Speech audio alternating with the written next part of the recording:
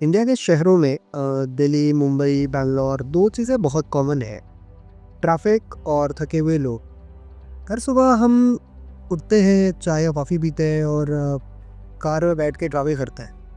बस ऑफ़िस पहुंचने के लिए और फिर से वहाँ पे सीट पे बैठ जाने के लिए। फिर पूरे दिन हम करते ही क्या है? हम बैठते हैं, थोड़ा और बैठते हैं और फिर थोड़ा और ज़्यादा बैठते हैं। इन फैंसी डेस्क के पीछे ग्लास केबिन्स के अंदर एक बहुत साइलेंट क्राइसिस चल रही है, जिनमें है neck pain, back pain, stiffness, fatigue. Might बिल्कुल भी नहीं, कॉमन काफ़ी ज़्यादा, इग्नोर्ड हमेशा हमेशा। आयु ऐसा जर्नल के हिसाब से 10 में से 6 office workers neck pain face करते ही हैं। मतलब लगभग 10 करोड़ की वर्कफोर्स में 6 करोड़। हमारी लाइफ में इशू काफ़ी कांस्टेंट है, बस ये हम ये कह के इग्नोर कर देते हैं कि थोड़ा सा दर्द है, चला जाए, शायद गलत पोस्चर में सो गया था। मैंने कल कहीं पढ़ा था कि हम दुनिया की सबसे एडवांस बैठने वाली स्पीशीज़ हैं। हम करते ही है, रोज़ उठते हैं, ट्रैफिक में बैठते हैं, ऑफिस में बैठते हैं, लंच में बैठते हैं, फ़ोन स्क्रॉल करते हुए बैठते हैं, घर जाके बैठते हैं और फिर सो जाते हैं। और अगले दिन क्या, वापस से सब रिपीट। आपकी स्पाइन जो कि एक मैकेनिकल वंडर है, 33 बोन्स और 23 डिस्क के साथ, with this habit will get degenerated over time. और फिर क्या, slip disc, cervical spondylosis, disc herniation, spine degenerative disorders और हाँ, आजकल ये सब 30 की एज में हो रहा है। एक और कॉमन प्रॉब्लम है, ये सर झुका के जो हम लैपटॉप, फ़ोन वगैरह चलाते हैं, this is leading to a issue called text neck और टेक नेक। आपका सर जितना आगे झुकता है, आपके स्पाइन पे उतना ही प्रेशर पड़ता है और हर इंच के लिए 5 किलो ज़्यादा लोड पड़ता है आपके स्पाइन पे।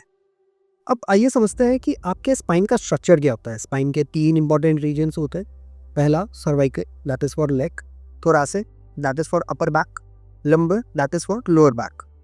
और द थिंग इज, प्रोफेशनल्स में स्पाइन प्रॉब्लम्स मोस्टली सर्वाइकल और लंबर रीजन्स पे होती है। आपको पता है, जब आप हंच करते हो ना, आपका नेक कंप्रेस होता है, नर्व्स पिंच होती है, हेडेक होता है, ब्रेन फॉग होता है, मूड स्विंग्स होता है। और लंबर रीजन में ये आपका शॉक एब्जॉर्बर है और स्लाउच करते ही डिस्क स्क्वीज होने। रिजल्ट क्या होता है? हर्निएटेड डिस्क, साइटिका होता है, क्रॉनिक फटीग होती है और एक कांस्टेंट पेन होता है जो डिसेबिलिटी तक ले जा सकता है। इन सब का कलेक्टिवली नाम क्या है? Cumulative trauma disorder. छोटी छोटी गलतियाँ जो ज़रूर मिलके बड़ी प्रॉब्लम बन जाती है। और जब आप इवन शूलेस बांधने बैठते हो ना, दर्द होता है। चार्जिंग उठाते हो तो दर्द होता है। 1 घंटा बैठते हो ना अपनी सीट पे तो दर्द होता है। और आयरनी क्या है, फ़ोन का हम रिफ्रेश रेट चेक ज़रूर करते हैं, लेकिन हम ये स्पाइन का सिग्नल इग्नोर करते रहते हैं। सेल्फ चेक टाइम बहुत ज़रूरी है। हमारा स्क्रीन लो है क्या, शोल्डर्स हंच हो रहे हैं क्या, फीट फ्लोर पे है कि नहीं है, टच कर रहा है नहीं कर रहा, लोअर बैक के लिए हम कुशन यूज़ कर रहे हैं क्या, ये सब माइक्रो फेलियर्स हैं। और मिलके ये सारी चीज़ें एक एंटायर मैकेनिकल ब्रेकडाउन क्रिएट करती हैं। पता है ये रिसर्च क्या कहती है? कोलकाता के 47% बैंक एम्प्लॉयज़ को वर्क रिलेटेड नेक पेन है।